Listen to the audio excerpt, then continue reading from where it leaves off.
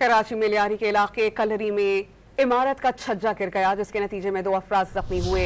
इस पर हम बात करेंगे डॉन न्यूज़ के रिपोर्टर इमरान अहद खान से और उनसे जानने की कोशिश करेंगे कि क्या सूरत हाल इस वक्त वहाँ पर मौजूद है। मनाजिर आप डॉन न्यूज़ की स्क्रीन पर देख सकते हैं। इन तमाम जख्मियों को करीब तरीन अस्पताल मुंतकिल कर दिया गया है। रेस्क्यू टीम को वहाँ पर तलब किया गया था।